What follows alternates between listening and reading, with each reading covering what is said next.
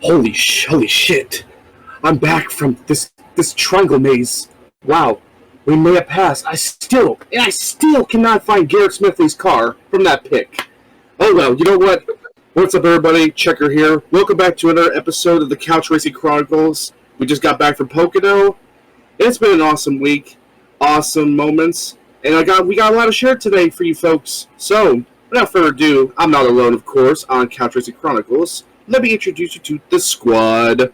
What's up, everyone? My name is Sonny, the Kyle Busch diehard, and we're thanking you again for sticking with us through the regular season as we go on to the playoffs. What's this? There's an in-season tournament? Oh, That would explain playoff banners. Are we in it, though?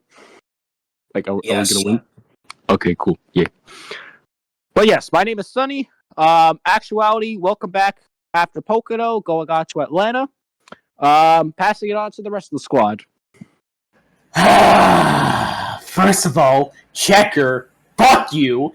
Second of all, what's going on, everybody? My name is Channy. I am the person who just exists in these type of podcasts, so I'm just gonna sit back and let the last person introduce himself.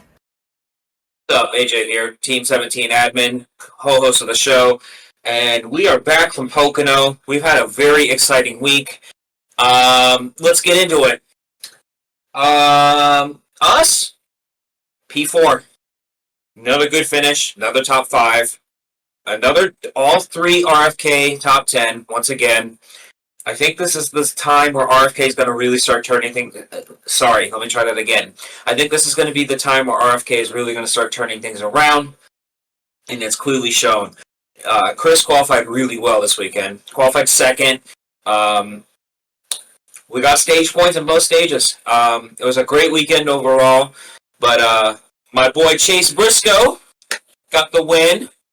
We'll talk about that later on in the episode. Lane Riggs, wow, okay. Lane Riggs won the truck race on Friday. Connor Zilisch won the Xfinity race on Saturday with Dale Jr. on top of the pit box, and we'll talk about that later on in the episode too. But let's check in with everybody, see how everyone else did this weekend. Mr. Channy, how was your weekend? My weekend was honestly pretty damn good because, like you said, we got an RFK top 10 once again with Chris Buescher in 4th, Ryan Preece in 8th, and Brad Keselowski in 9th. So I am very pumped up to see another RFK win. Honestly, this week has been... this last week was actually incredible. Obviously, 3rd place with the Team 12. Of course, I'm happy about that.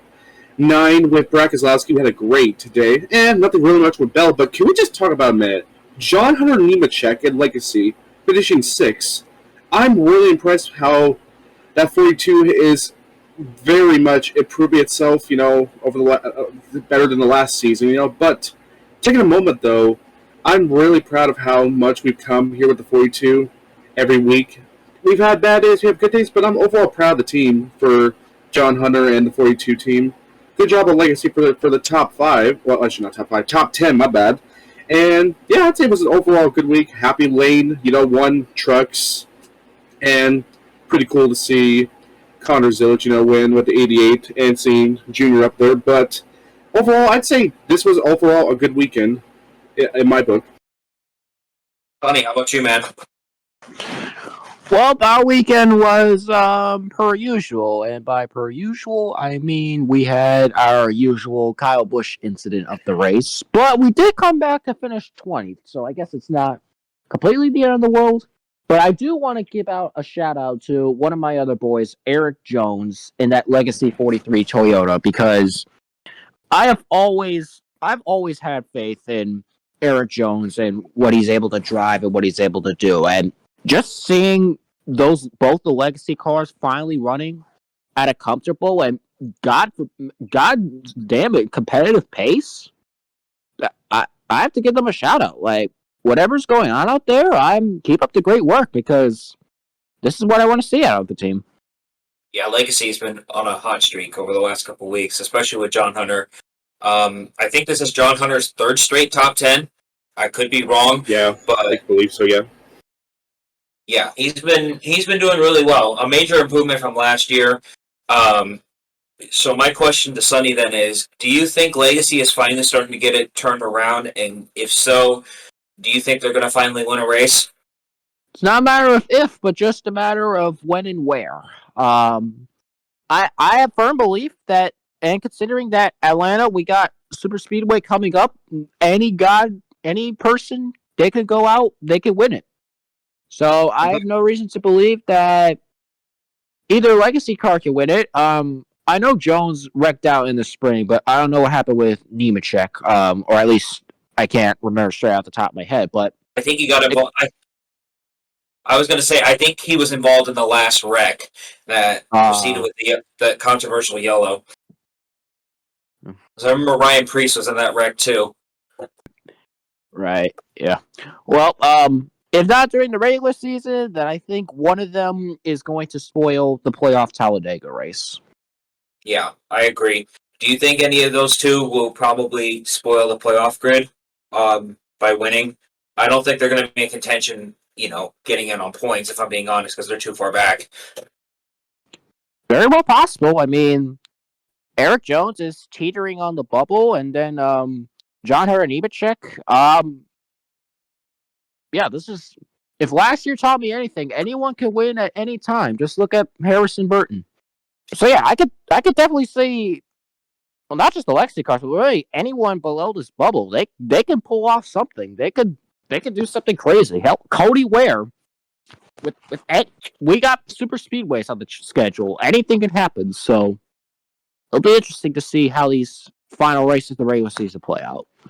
Right, and I do want to touch on that for a second because I just looked at the points and we have 11 different winners already. So we're on pace to about where we are or where we were last year. But so I want to ask this question to Checker and Sonny both because they both witnessed this in 2022. Do you think we're going to have more than 16 winners this year? I think in the perspective of, back in 2022, I think obviously we have a lot of new contenders coming in out of left field. Like I said, we observed Shane Van Gisbergen, of course, coming in full-time Cup Series, winning at Mexico City, and then you have other contingents and drivers like Ryan Preece. Ryan Preece is out there, just chilling. He can win A-time. People even like Daniel Suarez, if he really wants to, he can come out and shock the world like he's done before. But keep eyes also Zane Smith for all that. You never know. Or Stenhouse. There's a lot of people who could come in and surprise unexpected wins, and change up the grid, of course. So there could be different choices, but at the minimum, I'm thinking the way the courses go around with the playoffs, I think everything is going to obviously steady the course, not like 2022, but you never know. We could have something really different coming up. Sonny? I'm on the same boat as Checker, basically. I don't think we'll get exactly 16 before the regular season ends, unless we get this magical streak of new winners.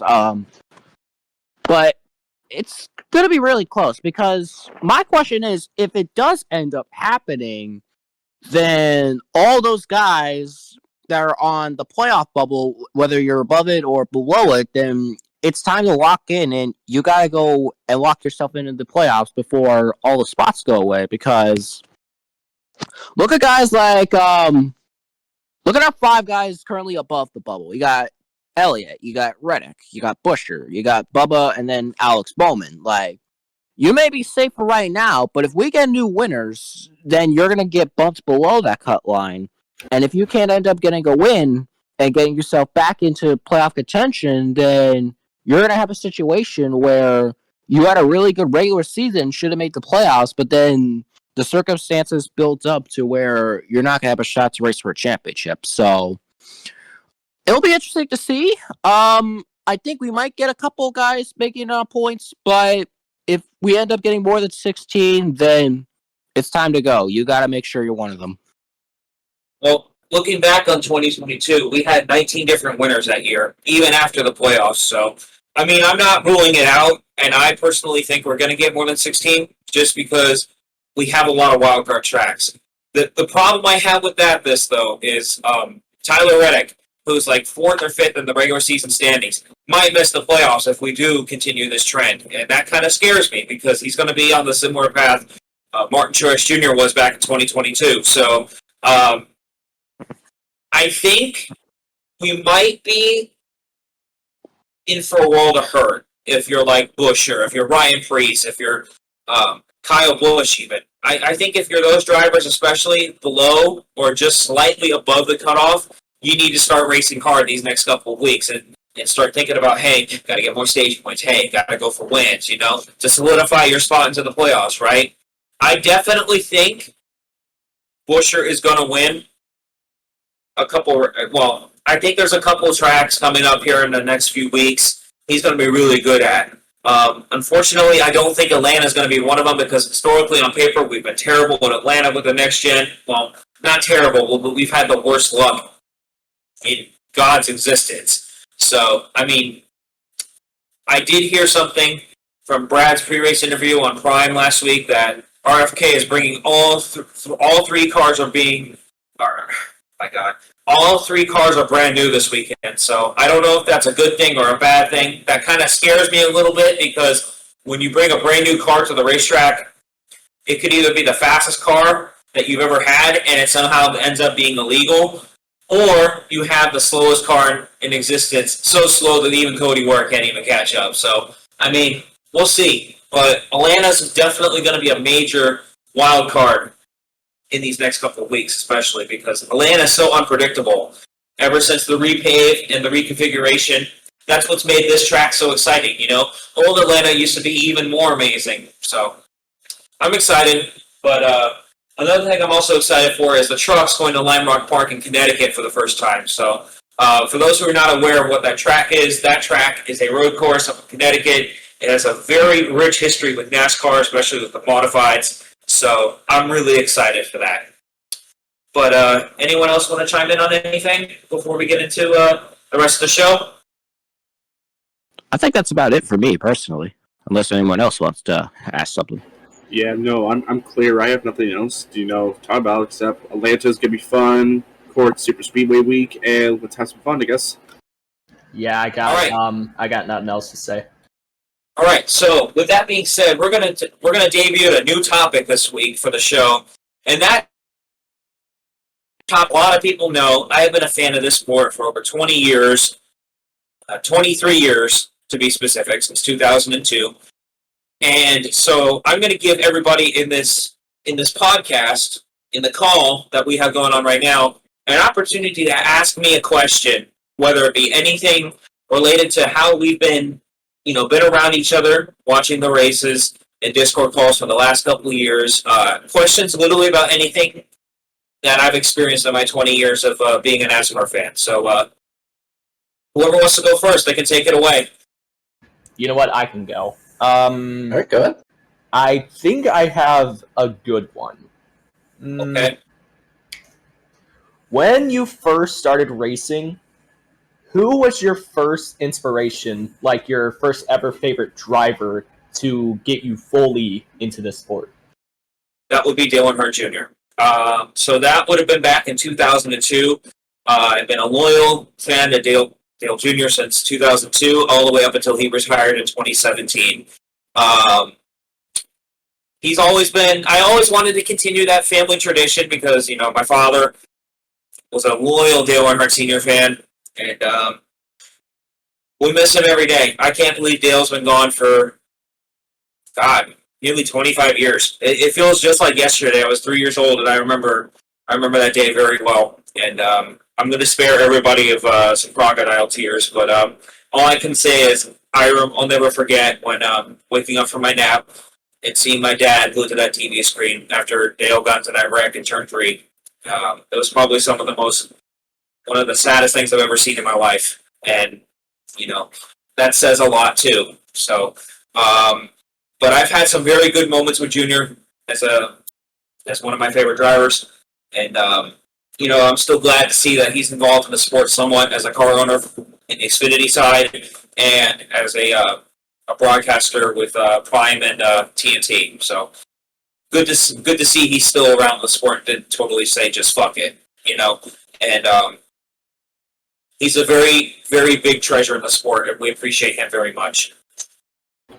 I mean, I do, but I'm keeping mine for last because it's interesting. Fair enough. All right. Well, here's my question. Out of all the races you've ever watched, if you had the ability to change the ending to any one of them, no matter how long ago it was, or the circumstances, or whatever it was, which race would it be and why? Ooh, that's a good question. That's a really good question, Sonny. For me, I'd have to say Spingate, right? I think as a fan, we always wonder what could have happened if that never was even conceived of, right? What would have happened if Michael Waltrip Racing never did what they did, right? And we all know it clear as day. They manipulated the race so they can get all their cars into the chase, right? And I still wonder to this day whose idea that was. I mean, Ty Norris did explain his side of the story on the Dale Jr. download about this a couple years ago, but I don't really think we've had a clear answer to what really happened, because they weren't the only team that manipulated that race, because Front Row also manipulated that race too to get David Gilliland could help Joey Logano get a spot into the chase as well. And I just really wonder what really would have happened if that never did happen and Jeff Gordon did get an extra spot in that chase in 2013. So another one, in my opinion, would probably be the 2012 Daytona 500. As a lot of people know, Juan Pablo Montoya hit the jet dryer. What really would have happened if he did not hit that jet dryer? Because Dave Blaney took the lead right when the red flag came out for the fire, right? And what if the track surface was actually too cooked to race on? Dave Blaney could have been the Daytona 500 winner. And that would have been a really big deal because, him being from Ohio, and he has a very, very respectable racing background, whether it be in dirt, whether it be in NASCAR. I mean, I know he doesn't really have a whole lot of things to show for in his NASCAR career, but he's very well respected in the garage. And I truly believe that race could have been Dave Blaney's shot of actually solidifying him as I don't want to say a champion, but more so as a very well-respected driver, because he could have had a shot to win the Daytona 500 because of one crazy weekend, right? So, I mean, those are the two that stick out to me the most, but probably as a junior or just in general, Talladega 2 2015. I always think, what would have happened if Kevin Harvick did not pull what he pulled when it came to that overtime restart? What would have happened? I still believe to this day Junior should have actually won that race. I stand by it. I feel like NASCAR royally screwed us in the ass, and I still fucking stand by it to this day. So, those are the three that I think stick out to me the most. But, Checker, you got one? Yeah, I wanted to save this one because I had to sit back and think about this one, but just save you time. I'm not going to do all three just to save time and mental sanity. I was gonna ask, how did you get to know each of your drivers, like in the Cup Series, like each of your drivers you met over the years, and been favorites of, and what is your favorite win with each one of them? Okay, so I'm going to make this one simple. I'm just going to do the main three. The main three I rooted for. Dale Jr., as I mentioned in the first question, I continued that because my dad was a Dale Earnhardt Sr. fan. My favorite win as a Dale Jr. fan was probably when he won at Michigan in 2012. Close second would be the 2014 Daytona 500 because that was the best $20 I've ever made. If you know, you know. But probably definitely Michigan in 2012 because, you got to think about all the frustration we went through in 2009 and 2010 with Lance McGrew on top of the box. And then when Steve Letarte came over in 2011, we actually had a legitimate shot to win a couple races that year. We should have won Martinsville for sure, but We had a shot to win Kansas, too. Brad Keselowski won that race, and Brad got his second career win. That was a big deal. And I don't know, man. It's just there's a lot of wins for Junior especially that are my favorite, but those two stick out to me the most. And I'll never forget when he won at Michigan in 2012. I just got back from my dad's house. It was Father's Day. I remember this very well. And the Cup race got rain delayed, and the race ended at nearly 7 p.m. I remember this very well. And I caught the last 25 laps, and I thought to myself when we had within 5 to 2 laps to go, I thought Junior was going to run out of gas. I got so nervous. I know he was good on fuel, but I'm thinking to myself, man, been here too many times before. I know something crazy is going to happen, and luckily we were able to hold off. I forgot who was in second that race, but we were able to hold on, and we finally broke that 143 race winless streak. My next driver was Kurt Busch, so that was my next driver after Junior retired. My favorite win with Kurt Busch is probably Kansas in 2022. A lot of people got to witness that win, and everything that happened to me personally the year before that. I think that made everything all okay. It sucks that was more than likely Kurt Busch's last win in the Cup Series, but that was a good Kansas race, despite all the chaos, you know? I'll never forget, we were all sitting in the VC in the old server we used to be in, and when Eric Jones had that stuck lug nut, we were all losing our minds when that happened. The one in particular was Sonny over here. Dude was literally losing his mind. He's like, what is going on here? I was in hysterics. I think we all were, because dude was literally 3 laps down on pit road because of a stuck lug nut. And, I started rooting for Kurt Busch in 2017. And actually, my first win with Kurt Busch was the Daytona 500, which that one was a total fluke, because that was one of those rare instances. That was a very chaotic Daytona 500, and fuel mileage was involved. And everyone was running out of gas on the final lap. Truex ran out of gas on the final lap. Larson ran out of gas on the final lap. It was crazy. That 500 will always be another one of my favorites. I've won 3 of them, 2 with Junior, 1 with Kurt Busch. And, moving on to Chris Buescher. Been a Buescher fan since 2023. I don't know. I just had this feeling when Kurt Busch got hurt at Pocono, I might have to start looking for another driver to root for. Chris was a driver I started really watching heavily in 2022. Hell, I'd say even as early as 2021, because dude's a wheelman. He Kurt Busch so much in ways, in a very positive way, right? So, my favorite win with my favorite win with Chris Buescher so far is probably when Chris and Brad finished 1 and 2 at Daytona in 2023. Close second to that would probably be Watkins Glen last year, because I'll never forget that call. We had it when we were in Watkins Glen. I thought we were screwed on that final restart, and then Shane screwed up the bus stop. I was like, oh God, let's go. Go, go, go, go. I got so pumped up, man, because everything that happened in 24, losing in the closest finish in NASCAR history, getting jumped at Darlington by Tyler Reddick, just everything that had happened that year, it made all the fuck you moments basically feel a whole lot better. So, I mean, I think Chris is going to be this is going to sound really bold of me for saying this, but I think if RFK really starts to get better as an organization, I think they're going to be a championship contender here in the next couple of years. And hell, maybe I see Chris getting a championship in the next few years. I'm going to be bold and say that. Call me crazy. I would say, was that before or after the Sim and Toast Crunch dust? Or that would be before. Anyways. But, yeah, to answer your question, Checker, that's basically my answers for all 3.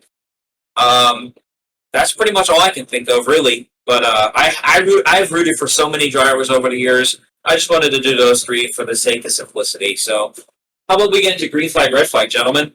Yeah, let's do it. All right, so this week...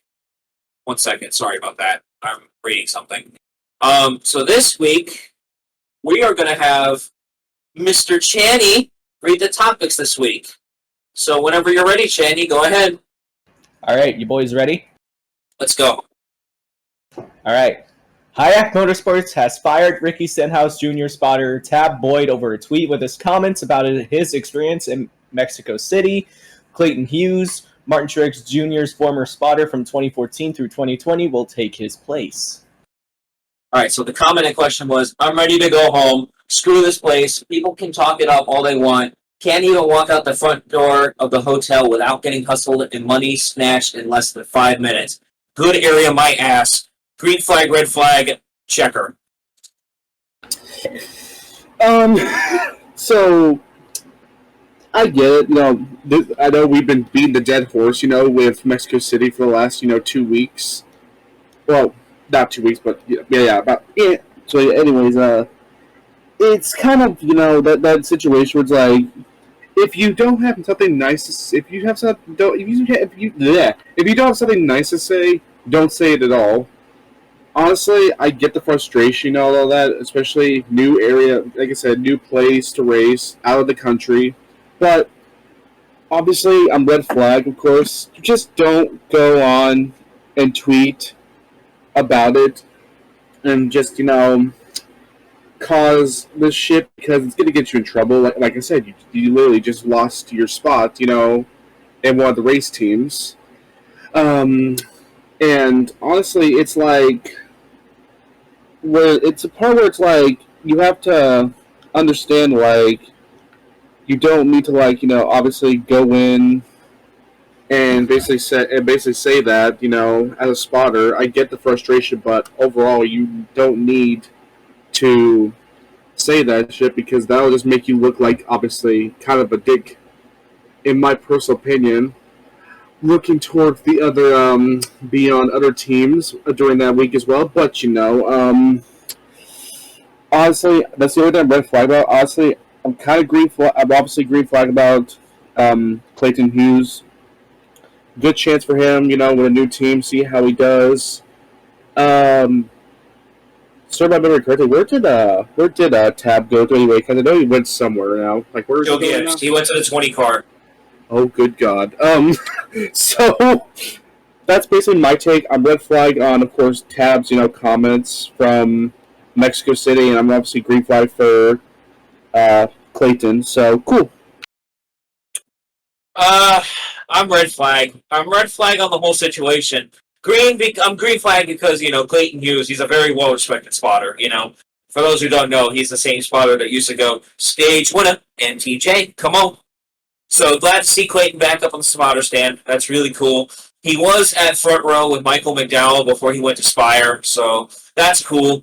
But as far as HYAK Motorsports, I'm red flag for this because I feel like I don't want to exacerbate what was said, but I personally feel like this is slightly an overreaction because comparing this to what happened with Carson Hocevar and his comments on Twitch, I don't think it was rightfully justified to fire Tab, right? I mean, I get it.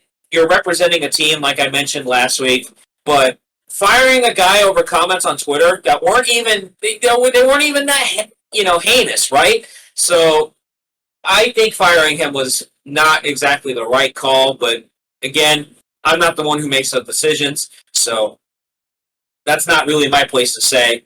But I consider this kind of an upgrade for Tab because, he's going to Joe Gibbs and spotting for Christopher Bell because, Christopher Bell lost his longtime spotter, Stevie Reeves. So, and Tab has been in the sport as a spotter for a very long time. So this could potentially be a good deal for Christopher. But I feel bad for some of the Christopher Bell fans already, because Tab Bloyd he has a tendency to be a little bit, now, I don't want to say politically correct, but it's more so he doesn't know when to shut up, So, Checker, were you gonna say something? I was gonna say, oh, good God. Well, I guess I'm busting out the rum out of my book early. Yeah, right. But this might be a good thing for Tab overall. But we'll see. Sonny. I'm going to keep my bid just a bit short because there's not too much for me to let out here.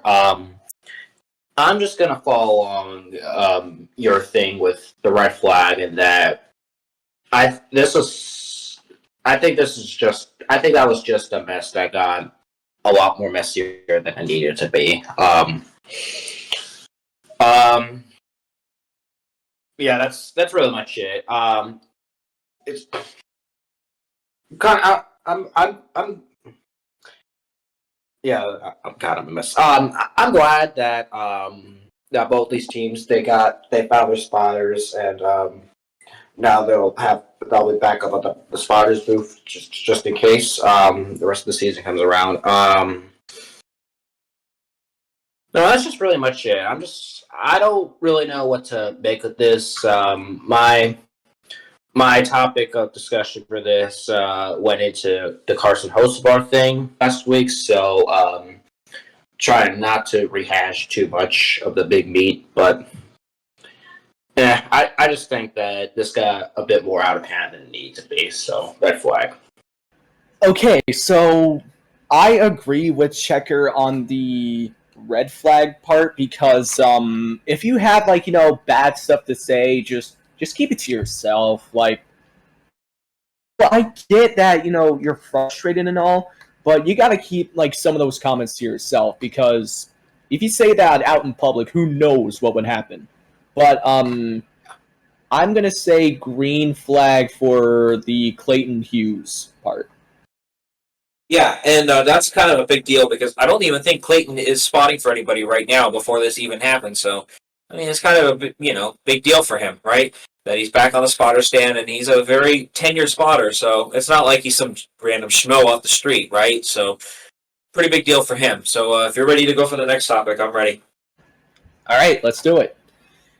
Chase Briscoe scores his first win since the switch to Joe Gibbs Racing after an aggressive but stressful fuel mileage finish where the 19 team was over 2 laps short on fuel after the final pit stop. Green flag, red flag. You know what? I'm going to take it to you, AJ.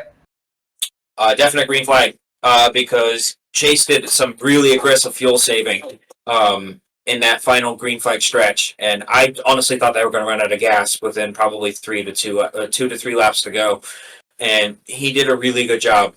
And Chase has been doing really well in this 19 car, a lot better than I thought he was going to be honest. So I'm really glad for those guys. James Small, that's his first win since New Hampshire in 2023.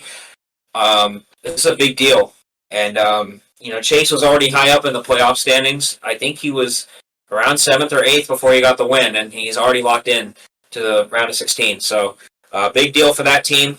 Big deal for him. That's his 3rd career win. First with Toyota, first with Joe Gibbs. And I think this one was kind of a long time coming after, Stuart Haas shut down at the end of 2024. And Chase didn't really have his future solidified until probably last June, when Christopher Bell did the infamous slip-up of him going to the 19 car in an interview at New Hampshire. So, yeah, I'm just happy overall. Chase, I've been rooting for him for the last couple of years. I truly believe he's a very talented race car driver, and I feel like he deserved the opportunity that he's got right now at Joe Gibbs. And this could be a make-or-break season for Chase. If he can keep up what he's doing, he might get a couple more wins this year. I would not be surprised if he got 2 or 3 more, or 1 or 2 more wins for this year. And maybe this could be the start of something new. Maybe James Small isn't a dumb fuck after all. You know what I mean? So, definite green flag. I'll take it to Sonny. Thank God, because if I jinxed Chase Briscoe out of winning, then I'm pretty sure every single Briscoe fan would have me crucified and I would never appear on this podcast again. So thank God. Green flag for me, because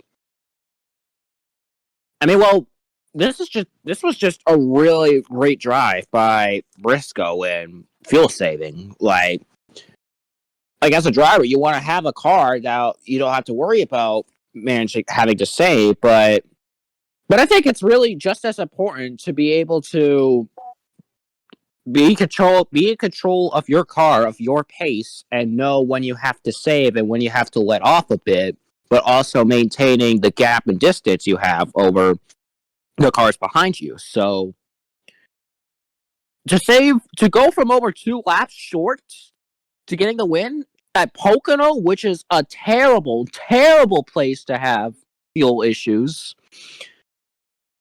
This is really job well done. So if anything, during the prime stretch, Briscoe just turned it up like 5 notches. Like he got like 3 pulls, and then now he finally got his first win. So I don't want to declare anything yet. I'm not making anything official. We're knocking on wood, but I think we're seeing a resurgence out of this 19 team.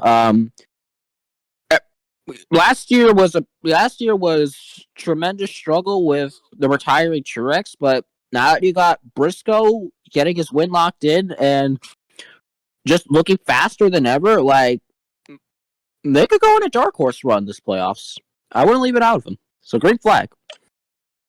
Becker? I'm obviously happy, of course, for the 19 team. Incredible job. Finally seeing that car back to life, and with the new face of Chase Briscoe, of course, we've seen him back at Stewart-Haas. Really impressive driving. Back on that 14 team, honestly, Chase has had a good time. I'm really happy for him right now. Of course, the fuel strategy was the best choice. Honestly, I was really worried because I thought, Hamlin was going to catch up, and all that shit. But I'm really happy how that ending turned out. Was probably one of my favorite NASCAR race endings on Prime this year, in my opinion. Good job on, Briscoe and his part. James Small, of course. First time, win since New Hampshire. Happy for them. I think Briscoe is definitely going to be somebody to watch very carefully in the playoffs, like Sonny said. But overall, if things, start forming again, start coming alive again, I think that 19 team is going to show that they're going to be probably a little quiet during the playoffs, but I feel like they can burst out any time. If they keep up with the top 5s, the top 10s, hell, maybe even a win, they can go for a long stretch, maybe in the playoffs. But we'll see. To be determined. So, real quick, sorry, Checker. I apologize in advance if you guys hear that in the background. My roommate's weather radios are going off. We have some severe weather in our area. Continue, Checker. Oh, no, I was just finishing up. That's basically all I have to say. All right, so real quick, before I get to Channy on this one, do you guys think Pocono was a good race? I mean, I did say what I said. Yeah, I'm happy. That race was actually pretty good. The Indy was just probably one of my favorite parts, Honestly, that's the reason why I kind of like that overall as my favorite Pride race overall this year. The Indy was awesome. Great, suspense. Keep us all on our feet. Overall, they did a good job, and I'm really proud of that. So I think Pocono was a good race, and a good close to the Prime for their, part of the season. So real quick, before I let Sonny go, my thing about Pocono was I think it was a good race. Don't get me wrong. There was some good racing, but you could not pass. Absolutely could not pass in Dirty Air. Dirty Air, once again, has been the downfall of this next gen, as I've mentioned before, and it clearly showed here. And I don't know, man. It's just, I thought it was good and impressive by Chase on his part for being able to save over 2 laps of fuel and being able to roll off the throttle and everything else. He did a really good job with that. But as far as like passing those, you really could not pass, even if you were in the top 5 or top 10. So, other than that, I thought it was good. What were you going to say, Sonny? I was just gonna get ready to mention. I thought it was good. Like we have the passing and the dirty air problem, but I saw somewhere online. I don't remember who it was from, but it basically just went along the lines of we can simply just enjoy the race that you're getting. Like there will be problems, like there will be stuff that will just make us throw our hair out and chuck our TVs out the window. But for the most part, if we're fans of if we're gonna be fans of the sport, then we can persevere to just sit through any of the lackluster or drawn out races and enjoy its highest peaks. Like last year, like even though a lot of controversy surrounded the end of the year, there were still a lot of amazing highlights that came out of it, and it felt like we were enjoying really exciting racing. So, like, for me, there will always be problems, and I'll speak out if something just really irks me. But for the most part, I'm just taking a seat to this and just watching my sport thrive. So I thought it was a good race. Kenny, green flag, red flag. I have to say green flag for this because I'm not sure if the people listening know, but whenever I first started getting into this sport around either 2023 or 2024, the first ever driver that I actually caught my interest in was Martin Truex Jr., which he was still in the 19 car at the time for Joe Gibbs Racing. So, after Chase Briscoe won the race last week in Pocono, I instantly went to to AJ's DMs, and we were just going back and forth, and basically what he told me was this is a win for both of us, because me starting my career in the 19 car, while for AJ being a Chase Briscoe fan, his first win in the 19 car also. Yeah, and that's kind of a big deal for you as well, because you got to think of it this way, because that technically applies to you too, because Truex was your first driver when. Let me touch on this for a second, because I'll never forget when we tried to get Chandy car in 3. I remember going up to Checker and Sonny both, and we're like, watch him pick the driver that's going to win the Clash in 2023, and look what he did. Look what he did. He picked the driver that won the Clash. I remember that too. In my own words, I said in the voice chat, whoever wins in the Clash will be my first ever driver in my NASCAR career. And I remember correctly, that same chat, brothers is like, if Denny Hamlin wins and he's my first driver, I swear to God, I'm going to crash out. I'm going to shoot myself. I would go shoot myself right then and there if Denny Hamlin would have won that Clash. I beat your favorite driver. No, the fuck you didn't. Shut up. Nope. And if I may add too, the person that ended up winning that said Clash, admittedly, I didn't know what to feel, because to keep personal things personal, we were coming off of someone who was really passionate about Truex, and it resulted in really unfortunate lashing outs that I still don't appreciate to this day. But you know what? Yeah. But you know what?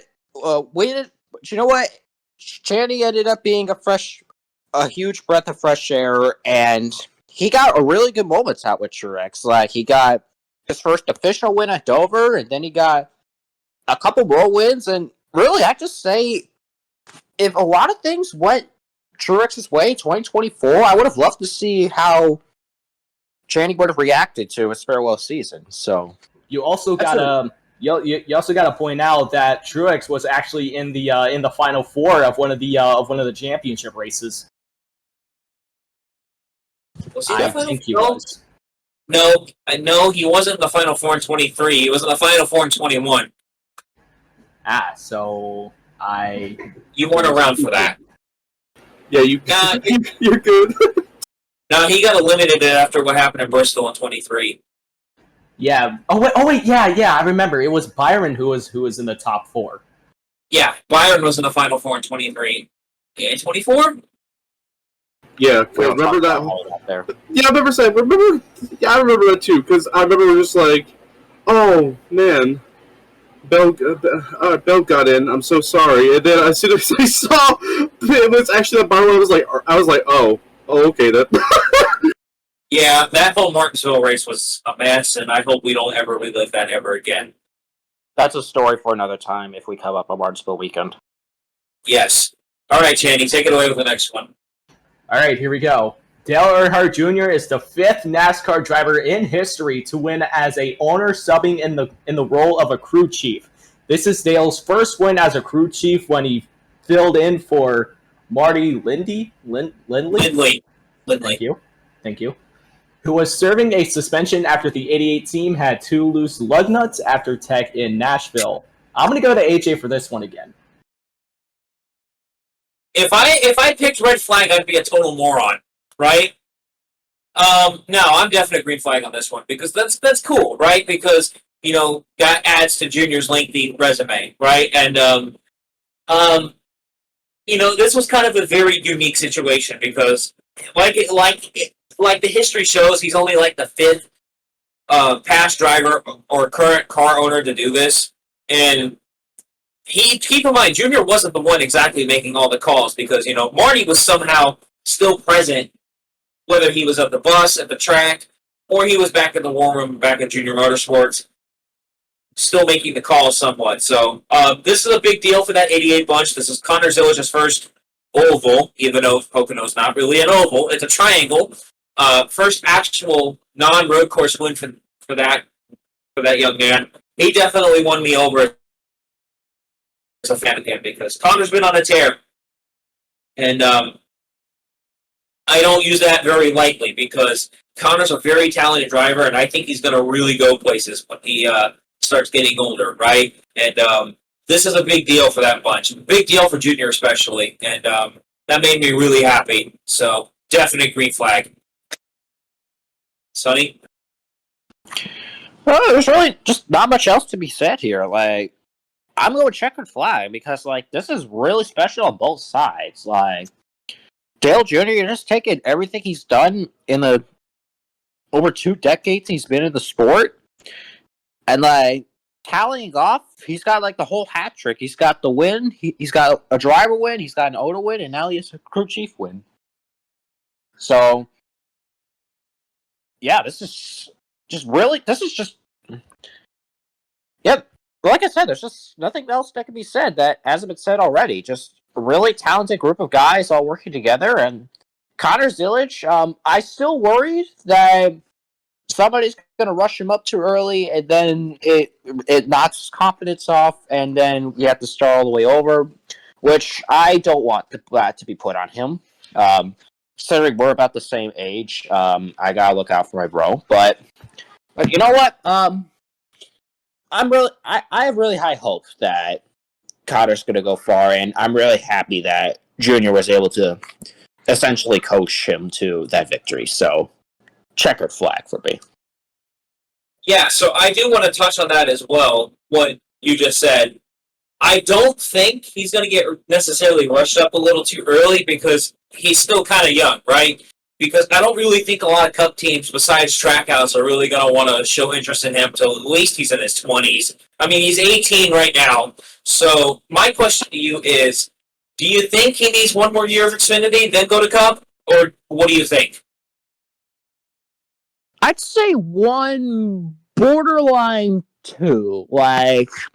He should definitely have another season, that sophomore season, and then depending on what happens, you can either run it back a 3rd time just to make sure he's fully ready and confident, or if something opens up in one of the Trackhouse rides, you could try putting him in there. It's just all a matter of what is best and what is Connor most comfortable with doing. Because if he continues this tear, if he continues beating the crap out of everyone and dominating, then I'd say, well, give it your best shot. Let's see what happens. But if we're gonna play the comfortable route, then I'd say 1 to 2 more years.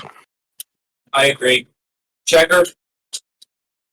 Honestly, I'm happy, for Junior, of course, coaching up Zilisch, it's awesome to see that moment for that kid. And as an elder somebody for a crew chief, it's an awesome moment. Of course, for JR Motorsports, that was an awesome week for them overall that week. I'm truthfully, happy about it. I'm not going to obviously try to make this a long extension, but I'm just going to keep it short and sweet. I'm really happy for Junior. 1-0, by the way. 1-0. 1-0 is crew chief, by the way. Good shit. And good times for Connor Zilisch. I think that kid got something going for him. But I'm just gonna say this now, I'm gonna agree with obviously you and Sonny here. I'd say give him just a few more years of Xfinity. Don't rush him up too early. I think there's a good pairing in that 88 car for Zilisch, and I'm curious to see how it's going to go. And obviously, for owner standpoint, with Junior, being crew chief, that was an awesome moment for him overall. So overall, in my personal opinion, I'm obviously going to go checker flag, like the highest of the high on that one. Hey, nothing wrong with that at all. But my question to all of you is, before I get to Chaney on this one, do you think if a situation like this were to happen again, do you think he should do it again? I'd say why not? If it's for like a young driver who's doing really well, and this is an opportunity to give him that extra oomph, the push that he needs, then I'd say go for it. Like, it's your own race team, so like I can't judge what he does. Anything that he does with the team, that's his choice. But I think it'd be really cool. I'd be down to see it happen again, no matter where it happens at. Sarah's reason. So honestly, with Zilisch and all that, doing this again, I think, I'm just curious. There's a lot of curiosity in that statement overall, and I think that whatever happens next, I'm really curious if he can pull it off again. That'd be cool, but sometimes you can't get really lucky doing it twice. That's just me. Lightning doesn't strike twice. For real. So, with that being said, Chaney, green flag, red flag. Okay, so before I do my green flag, red flag, to answer your question, I mean, hey, I don't see why not. With Dale being a replacement for one of the crew chiefs, but not necessarily a replacement, more of a substitute. Yeah. But for the green flag, red flag, I have to go with checker flag as well, because I feel like that's a huge moment for Dale. So yeah, I'm going to go with checker flag. All right, you want to read the next topic? Yes, sir, I will. Chase Elliott and Justin Allgaier both made contact in the late stages of the Xfinity race in Turn 1 that would ultimately cost them both the win. Green flag, red flag, checker. So here's the funny story. I never got to see that ending. So can someone please refresh my memory real quick? So that they get to watch the Xfinity race. So what happened was they were racing for the lead during the end of stage 3. I think it was like with about 20 laps to go, and ultimately they made contact going into turn 1, and they both wiped each other out basically, and they were the two fastest cars of the day, and they basically lost their shot of winning. Basically seeing who basically is the faster car. Gotcha scenario. Okay. It really sucks. I mean, obviously I'm a little, of course I'm red flag on because it sucks. But I really can't say too much because we literally rebounded and finished like 10th with Allgaier. So I have nothing, since I really don't have much knowledge or seen replays of, that incident, I can't really give you a further in-depth, so I'm just going to keep it short and sweet, just say red flag, unless I get to rewatch, the replay. I'm red flag. I mean, that shouldn't have really been happening. I mean, I get it. You're trying to go for the win, but this could have been handled a whole lot better. And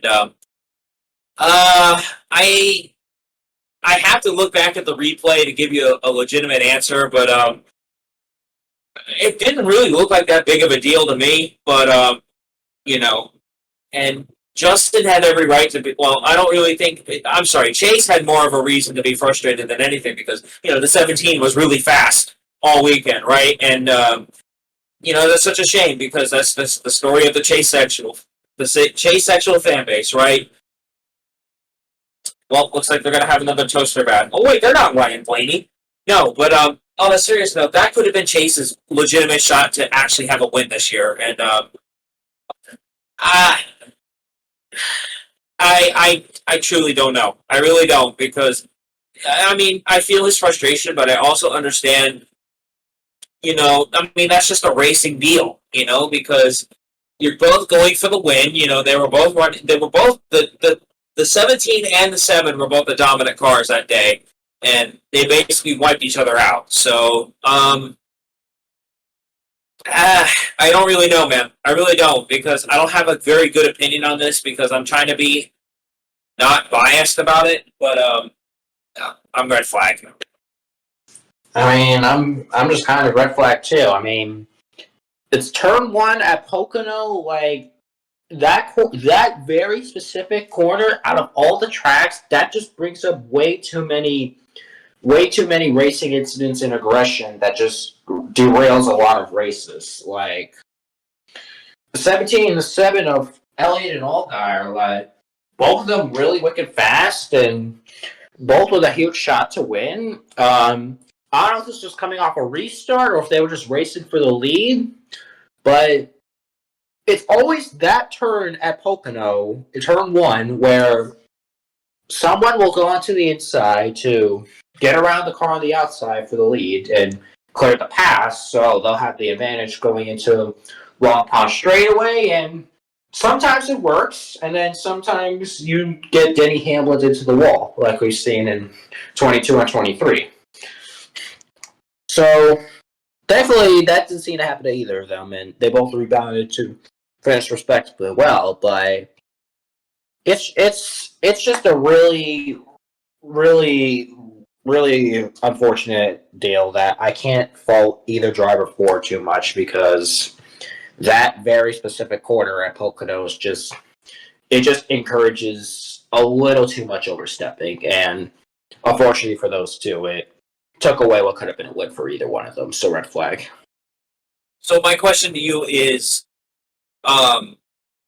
this didn't really make Chase's situation any more better, because didn't that team get an 0-1 penalty yesterday? Yeah, they did. For what? Let me check it out. I believe it's posted in. This tweet doesn't specify, but I do know they lost 40 owner points, 10 playoff points, and then they had a $40,000 fine with their crew chief being suspended for 3 races. So my question to that is, who's going to fill in for Adam Wall? Do you think it would be Greg Ives? I would believe it would be Greg Ives, yeah. I mean, because wasn't he the crew chief before Adam Wall for that 17 bunch?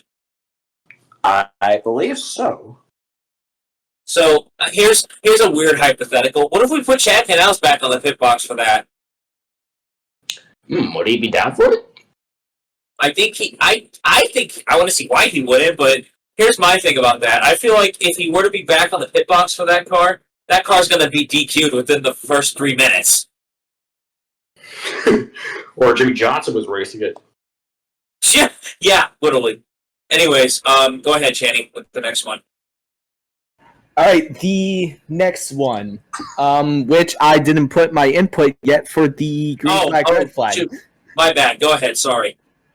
Just to keep it kind of just short and sweet, I'm just gonna say red flag. You said bread. Yes, bread flag. No. Chase Elliott and Justin Elliott get the bread of disappointment. Wait! Did you say Justin Elliott? Yeah, you said Justin Elliott. Chase Elliott and Justin Allgaier. I did realize I said that. I'm like, oh my god, I can't believe I just said that. That's getting clipped. In this transformation, in this fusion, we have Jason Elliott. Okay, I'll stop. We have Justin Elliott. Jimmy said Jason. That sounds like the name of like some country pop musician. Yes. Who's that Pokemon? Go ahead, Channing. All right. The next topic. Multiple drivers were out of the race on Sunday due to brake rotor failures. Green flag, red flag, Sunny. Okay, this one's a very interesting case because if this happened to several different teams, then well, firstly, I'm red flag, of course. Let's get that out of the way right now. But if this happened to several teams, then I'd be questioning about if we got bad or faulty parts. But this seemed to be primarily pertained towards the 2311 cars, because first we had Riley Herbst, and then Bubba Wallace blew out. And then Tyler Reddick had an issue, though I'm not sure if that was a brake rotor or an unrelated issue. I think it had something to do with the brakes, but I don't think in the same circumstances as Bubba and Herbst. So I'm thinking maybe it had something to do with low tire pressure or the way the tires were set up for the 2311 cars. So I would hope that was the case and not something too far malicious. The funny answer would be that NASCAR is actively sabotaging 2311 because of lawsuit ramifications, but the realistic one is I think 2311 kind of miscalculated with the tires and they ended up blowing out. So red flag on that. Actually, Reddick did have a brake rotor issue, and he had a brake rotor issue developing, and I think the 35 and the 23 teams were both watching Tyler's SMT, and they both took him down pit road to go make sure he wasn't having any rotor failure, so he could at least try to finish. And he was the highest finishing 2311 car, by the way, finishing 32nd. Miserable day. Yeah, and keep in mind, Spire wasn't the only one who had this issue. 2311 wasn't the only one who had this issue. Spire had an issue with this too, with Michael McDowell. So, but I'm red flag. I mean, Pocono is a track that eats up brakes, and it shows. Brake rotor failures are more common here in Pocono than everyone thinks. And I felt bad when Bubba hit that wall because keep in mind he hit the wall in turn 1 really hard in 2018. So Freddie Kraft made a comment on Door Bumper Clear. He's like, we've hit turn 1 and turn 2. Now we got to find a way to hit turn 3. So just feel bad. I mean, because 2311's had it rough over the last couple weeks, and have all 3 cars with an issue. Kind of sucks because I mean they weren't really Bubba really wasn't going anywhere because he was like in the 20s when he lost his rotor, and that scared me when that happened because he was right next to Chris Buescher when that happened, and I thought we were going to get collected in that. So luckily for Bubba, he did not collect us, and I hate to see drivers on the wall. I really do, and I hate it for Bubba because he's kind of had a rough stretch here the last couple of weeks too. So, I think NASCAR needs to find another way to make these brakes just a little bit more durable for these types of tracks. Pocono especially, but that's not really any of my business. That's just me. But we cannot keep having these brake rotor failures every year, right? Because this seems like to be a very common occurrence here over the last couple of years with Pocono. So I'm red flag. Checker? Obviously, I'm red flag on the situation. I don't know. We feel like we need to, make these brakes a little stronger, like you said earlier. And that was like a nasty hit, for Bubba Wallace. Watching that replay over and over, it was just, just tough day, for 2311 and Michael McDowell at Spire and all that. They just gotta, obviously fix up something. Maybe make the next gen a little bit more braking on, certain tracks, like you said, Pocono and all that. But honestly, it's unfortunate. It ends a race easier. Having a lot of, it's just the most it's an unfortunate DNF, of course, for the brake rotation. Man, at this point, it doesn't even feel like the tricky triangle anymore. It feels like the hungry brake rotor triangle or some shit. I don't know. Red flag. What? Wait, repeat that again. The hungry what? The hungry. I was trying to go for the hungry hippos, but instead the track is a hungry brake rotor eating track. Y'all want to play some hungry rotors?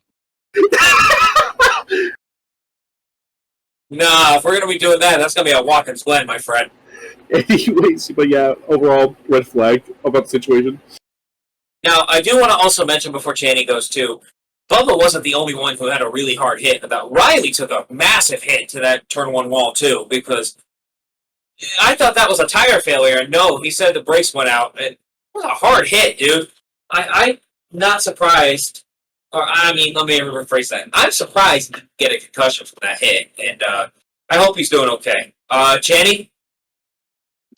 Yeah, I gotta say red flag to like all of this because I feel so bad to some of those drivers that had brake rotor failures during Pocono. So that is a red flag for me.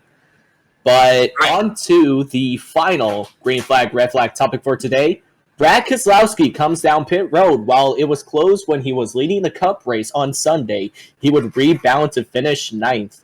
Green flag, red flag. Let's go with checker.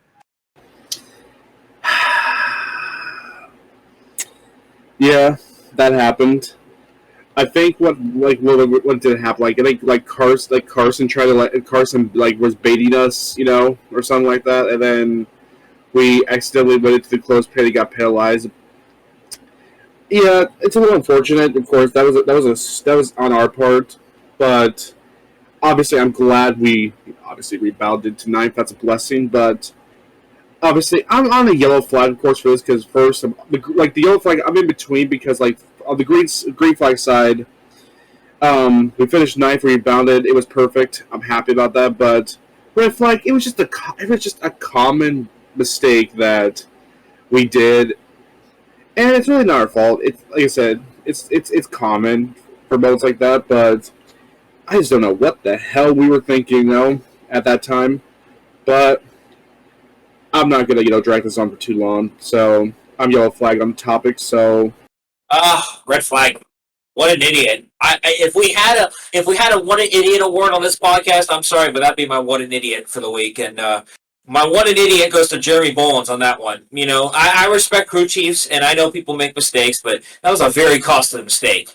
To give up the lead to enter pit road when it was closed. And I mean, I to my understanding, there was a major miscommunication on RFK's part, and there was also major miscommunication with NASCAR too, because they were under the impression they were going to go when the 77 was going to pit, right? Because the 77 was not far behind the 6 when this happened. And how do you make a mistake like that? Like, genuinely. How do you pit when pit road is closed? The lights were red. Like, seriously. I mean, but good for Brad to rebound, but that was just a very, very costly mistake. And I'm glad they were able to, like I said, I'm glad they were able to rebound from it, but you can't make mistakes like that, especially when you're 30th in points, right? Because you need to start getting, especially with this team right here, they need to get a win. They had a very fast car, and I think if Chase ran out of gas and the 11 ran out too, I think Brad would have had an easy shot of winning had he have not entered pit road while it was closed. So, red flag. Sonny. Red flag. If that one moment is the single reason Brad Keselowski doesn't get a win and ends up missing the playoffs, then that's going to look even the more gutting. Because if you consider what was happening beforehand, then Brad Keselowski had a sailing lead over the pack in stage 2, and then they go down pit road, they get penalized, and then what hurts even more is later on they're trying to stay out and save fuel, like they're trying to play strategy, and then the moment they get the lead, a caution comes out, and they get sent all the way to the back, and then they actually make a charge to the front, but considering that we had dirty air and the cars couldn't pass, then he was basically stuck. He could only get up to 9th place before the day was over, so like, this mistake just kind of feels like they threw away a shot at a win, and if they were in a better point situation, I probably would have been more forgiving, but like, they're 31st in points. Like, that win could have been everything to them. And now you have to hope you can repeat that performance later on in the year. So, red flag. this is a major oopsies. It could cost him. Do you think Brad is going to get a win this year? I know we've been harping about this for a couple weeks, but do you think he's going to get a win? I mean, we're getting very close to the end of the regular season. Do you think he's going to get a win? It's basically the same stance. Basically, him and Kyle Busch are similar on my stances. Like, if they're going to win, then unfortunately, it's gonna have to be on like a super speedway, like Atlanta or Daytona, because Brad's slowly improving on the intermediates, but like Buescher and Priest are just two faster cars right now than him. And considering the pack he has to deal with weekly, then I'm not sure if he can put on a race-winning charge. He could put on like a strong charge, but they gotta be race-winning if they're gonna pull this off. So probably, if not Atlanta or Daytona, then I don't know. Now, my question to Checker is, are you worried about Brad at this point? That's the thing, like, the worry right now is, like, if we don't, obviously, if something happens to us at Atlanta this week, like I said, besides the short top 10s we've, been luckily to barely grab, I've already been hitting the peg button for many weeks now. If we miss Atlanta, I hate to say this, but that 16 needs to get studied and studied fast by this year, because if we miss this chance at Atlanta, or hell, even like a Daytona, this like the regular season finale, something is going on with that 6, and it worries me a lot. I just hope something comes out of it very soon, because we've been doing terrible with qualifying and all that shit. Like we've been showing consistency with speed on certain days and weeks, but something's got to give. Like, either it's time to get going and finally go for a win, or I don't know. That's the thing. Like, my mind tells me that Brad's going to get it done with at least one win, but my heart tells me is just I don't think he's going to make it in personally. I just feel like he's running out of time, and time is, getting the walls are basically closing in more and more. And honestly, whatever happens next with the 6 team, I just hope that they get their shit together, and hopefully we go to Atlanta and figure this out, because if we miss Atlanta or we make a mistake at Atlanta, I don't know anymore. Well, in my personal opinion, I think they're going to turn it around. I think Atlanta would be a really good shot for them. Well, and the other thing, too, about that is, with that 9th place finish at Pocono, they have a really good qualifying draw this week. And I know I've been harping about this 16 for weeks now, but, this really comes to show that qualifying is really important, because he qualified fairly well last week. He qualified 14th at Pocono and was up front a good chunk of the day. So I think he's rolling off in the high 20s, and Priest and Buescher are rolling off in the 30s. So this is big for that team and RFK in general. So I really do think that Brad really needs to get it in gear, like, now. Because if he doesn't win Atlanta, his only shot really is Daytona, realistically. And I hate saying that, because, I respect Brad and I respect what he's done for this team, but he's just having just a terrible year, and it's really sad to see, because he deserves so much better. And my question is to Sonny on this one especially. Do you think pairing him with Jeremy Bolins was a good idea now that we're about halfway done with the season? Well, it's just, I think it was a good idea on paper, like, considering they had past chemistry. They were working at Penske, and now they're going to be working at RFK. It's not that I think he's a bad crew chief, but, like, I'm more concerned on just what was the step back.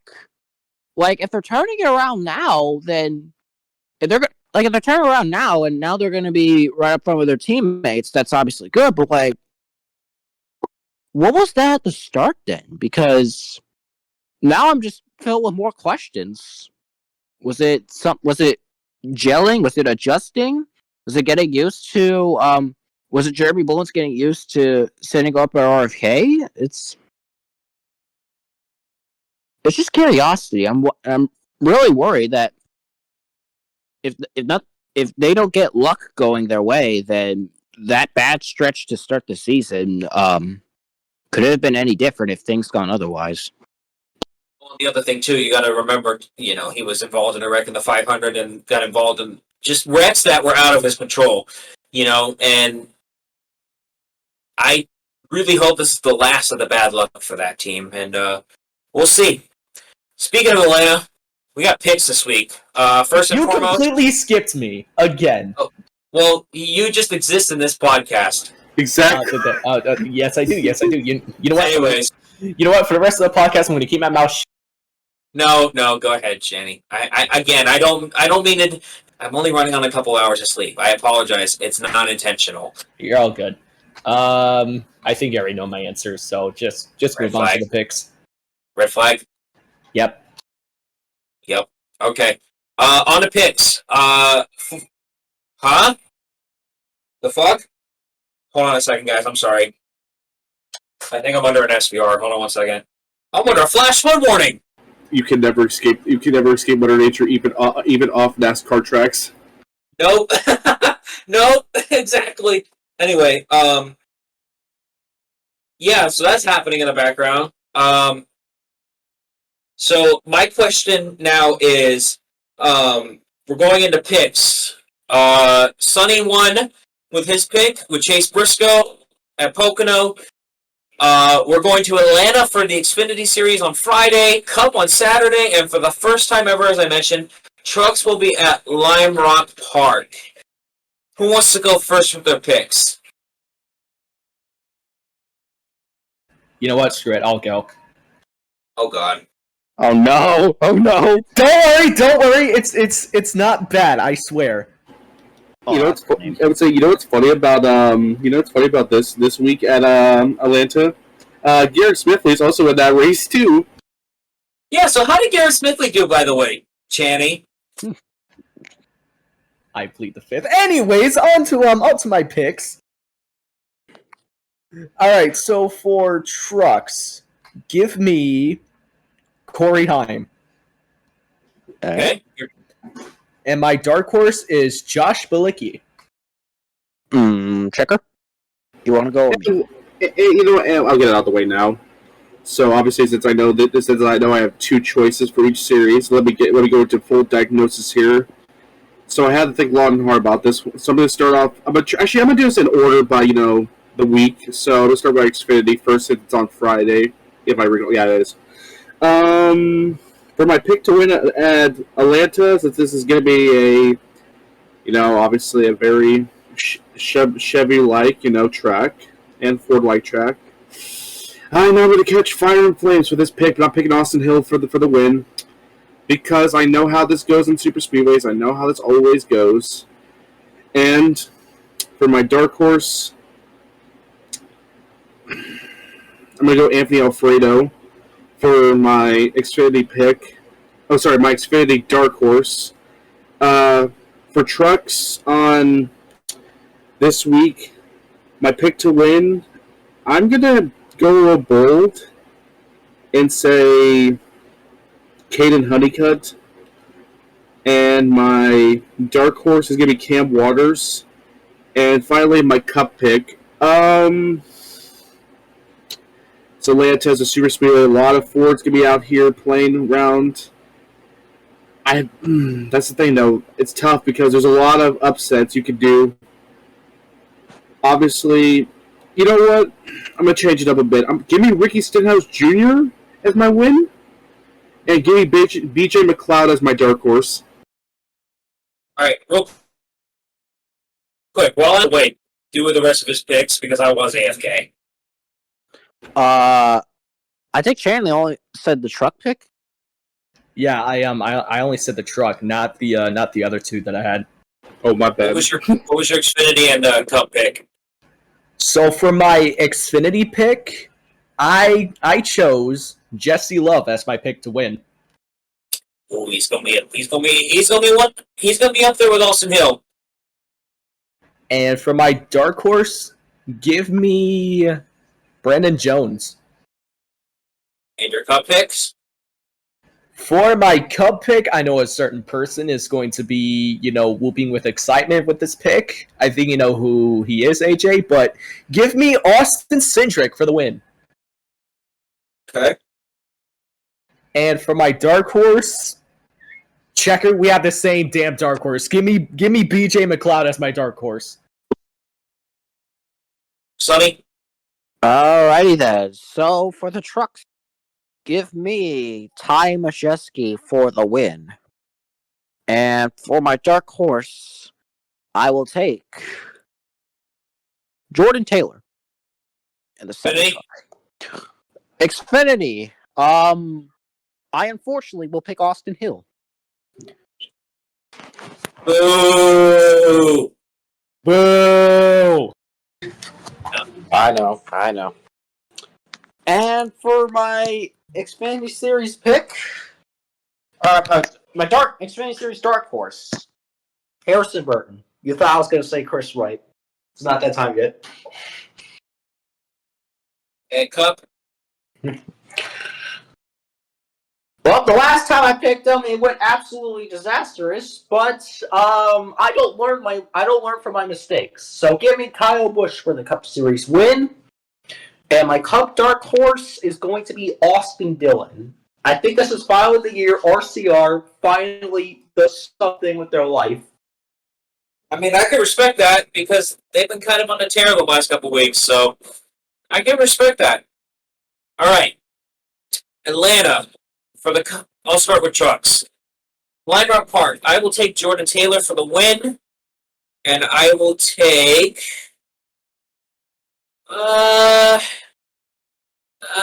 That's a tough one. This is a new track. I guess for my dark horse, I will take. I don't even remember who I had as my dark horse. I'm not gonna lie. I'm having a bad time here. I'm sorry. It's all right. Oh, yeah. Cam Waters. That's right. Cam Waters was my dark horse. Xfinity. Brother has gone 0 for 383. Give me Ryan Sieg to win in Atlanta. And I will take Nick Sanchez as my dark horse. All right, here's my batshit insane cup picks. Are you guys ready? Oh no. Let's go. It can't be worse as Garrett Swiftly last week, but let's see. I will take Corey LaJoy for the win. Whoa. Back up a second. Back up, sir. Wait a minute. Hold on a second. Are you telling me? I mean, yeah. Okay. Let's hear your opinion. Okay, let's hear your opinion on this. Well, okay, Corey's been really good on the plate tracks over the last couple of years, and he actually had a really good run in the Daytona 500. So I think this might be his best shot to get a first career win. And it would be the first career win for Wickware Racing. This would be huge for them. And, we've been kind of overdue for we've been kind of overdue on an underdog win. So we haven't had one in a bit. I think this would be a good opportunity for it this weekend. My dark horse, I feel like I'm going to get majorly crucified here. Give me Cody Ware as my dark horse. Well, sir. No, I'm sorry. This is what the fuck moment of the week. I think Cody Ware winning would break me more than Harrison Burton winning. Dude, Twitter would be on fire if Cody Ware wins. Man, I can't even. No, I can't today. No, but I look at it more so of, this would be beneficial for that team. And, some important news dropped about Wickware Racing. I will not mention it in this podcast this week. I'll mention it next week. But just imagine what would happen for that team if they actually win this weekend with either car. Because, as much as we like to give crap to Wickware Racing, they've been on a tear on the super speedways, and they've just had some really bad luck, unfortunately, because, during stage 1 at Talladega, Cody Ware was running third before the wreck happened with Chris Buescher and Christopher Bell. So, take that what you will. But all right, I'm ready for you guys to crucify me on my picks. Just go for it. Where do we begin? Where do we begin? What do you mean? Where do we begin? I don't know what's worse. I don't know what's fucking worse. Channy either picking Garrett Smithley or fucking AJ picking Corey fucking LaJoy. Bro, are you actually fucking... It's all fun and games until Chris Wright wins the Xfinity Series championship. Stop it. If Cody Ware fucking wins, I swear to the ever-loving butter Jesus Christ, I'm going to shoot myself 20 times. How about you don't do that? Why 20 is my question. Yeah, why 20? That's enough. Because, yes. He wants to make sure he's finished off. That's what she said. You know what? You know what? If Cody Ware, if Cody Ware or Corey LaJoy have a top 5, you're eating a bowl of Cinnamon Toast Crunch. I've never even had Cinnamon Toast Crunch. You're gonna learn today. I look, man. I don't want to drivers this early. I wanted to be bold. Okay, what do you want from me? What did you want from me? Did you want me to save 15% or more on car insurance with Geico? Could switching to Geico save you 15 or more on car insurance? Well, let help Cody Ware get bitches. Not after 2023. Probably not. Aww. Anyways, anyone else got to say anything before we get out of here? No, not really. No, I think the only thing I can say is I don't have to say anything else. all I can say is fuck this heat, fuck the heat advisories, and fuck Mother Nature. Fuck you. Yes, it's been a hot week this week. It's actually raining over here right now. As you heard, I'm actually under a flash flood warning right now, so that might do some wonders, but I doubt it. So It's not going to rain until like Sunday over here. Yeah, it's supposed to rain the rest of the week over here, and unfortunately, it is supposed to rain in Atlanta this weekend. Great. So there's probably going to be a possibility that the Xfinity race might get delayed to Sunday morning. Oh boy, that's gonna be fun. I can't wait for that one. Yeah. But anyways, we're going to get out of here. Thank you for watching another episode of the Couch Racing Chronicles. As always, please comment, like, and subscribe, and drink your fucking water. This is AJ signing out. This is Funny signing out. This is Jenny sunny out. Okay, my brain. That's my line. Wait a minute. So you're now the son? You're now the son from the Tsar Bomb? This is Channy signing out, and I'll catch you guys on the flip side. And this is me again. This is Checker. Sign off. We are off, and we are racing off to Atlanta and White Rock Park. We'll see you guys in the next episode.